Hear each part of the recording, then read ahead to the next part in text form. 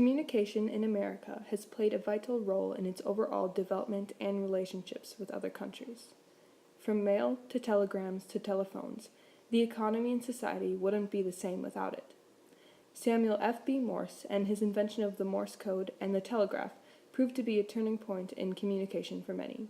It revolutionized the time it took for messages to be sent between people and contributed to industrialization and later on imperialism. Samuel Morse was born April 27, 1791. Graduating from Yale College in 1810, he traveled to England to study art. When he returned, he earned his living by being a painter and became one of the most famous of his era. Notable people that he painted were Lafayette and Eli Whitney. Along with Morse's love for art came his deep interest in the science of electricity. In 1831, he first heard about Joseph Henry's development of electromagnetic activity. His work included sending an impulse generated by battery to ring a bell. This development inspired Morse to begin his idea on the invention of the Morse code and a wire telegraph system. By 1837, he ended his work as a painter and developed the Morse code. This included a series of dots and dashes that corresponded to letters and numbers. With constant work, he began to develop the first long-distance telegraph line. With the financial approval of Congress, the first telegraph message was sent May 24, 1844. In the late 1800s, Morse code was a common means of communication through radio because transmitting voice was not yet possible.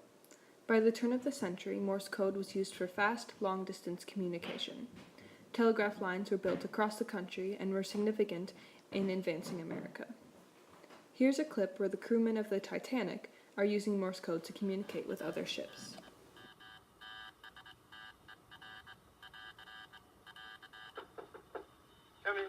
Morse code was first used for aviation purposes in World War I, but more importantly in World War II. It was in daily use for communication between warships, naval bases, warplanes, and intercepting messages between enemy countries. Probably the hardest part of Morse's journey was to keep his claim on the invention of his technology. He reached his goal in 1854 when the U.S. Supreme Court upheld his patent rights in O'Reilly v. Morse. A downside to this man's character was his own failure to acknowledge others who helped him in the invention. Without Joseph Henry's original development in electromagnetic activity, as well as Alfred Vail's contributions, he might have never gotten where he did. In 1872, at age 80, Samuel Morse died of pneumonia. But by this time his name was known globally, and his invention of the telegraph changed communication significantly. Telegraphs were used in both America and Europe, and were important for political relationships involving quick messaging.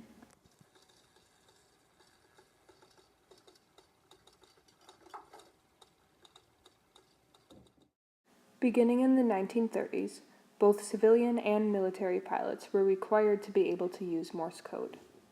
Although, because of Alexander Graham Bell's invention of the telephone, the use of Morse code, telegraphs, and telegrams became less of a need. Throughout the rest of the century, technology was created in order to advance communication for the United States. Morse was one of the first to succeed in using electricity for communicative media, and his invention became the baseline for many others. Without his work, America might have never been able to improve its military actions in multiple wars, or help the economy, such as the use of the radio in the Great Depression. Samuel Morse and his inventions led to telephones, cell phones, and a whole new way of life prior to electrical communication. Without him, we probably wouldn't have developed the national culture and advancement that we have today.